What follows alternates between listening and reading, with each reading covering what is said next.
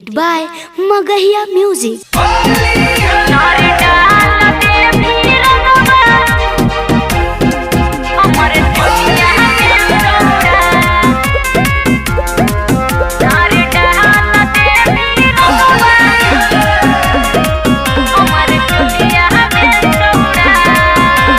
आइल फगुनवा करबो सगुनवा होलिया में छौरी।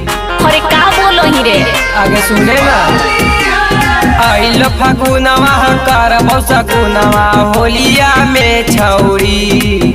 नार डाल दे भी रंगवा हमर चोलिया में छौड़ा। नार डाल दे भी रंगवा हमर चोलिया में छौड़ा।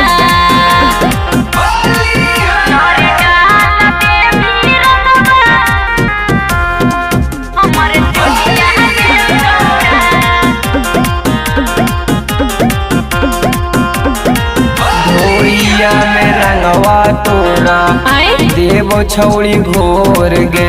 अच्छा होलिया में बनल होई बड़का लता खोर रे, समझनी रे।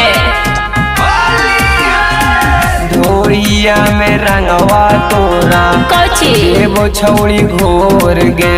हट होलिया में बनल होई बड़का लता खोर रे। वो मिले लपुअन के टोलिया में छौड़ी। पागल ही वो मिले लपुअन के टोलिया में छौड़ी। नार डाल दे भी रंगवा हमर चोलिया में छौड़ा। नार डाल दे भी रंगवा हमर चोलिया में छौड़ा।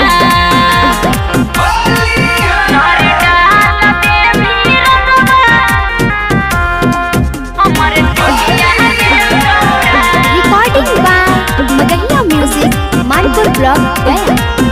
बीसम जीत डाल दो छौड़ी कहाँ? छौड़ी में पोटी गे। आए होलिया में गिज देवी नए का मशीन रे, बिना डाले ना छोड़नी। बीसम जीत डाल दो छौड़ी डोरी में पोटी गे। होलिया में गिज देवी नए का मशीन रे। चूमा ले जाके तोरा कोलिया में छौड़ी। ले लो चूमा ले जाके तोरा कोलिया में छौड़ी। नार डाल दे भी रंगवा हमर चोलिया में छौड़ा। नार डाल दे भी रंगवा हमर चोलिया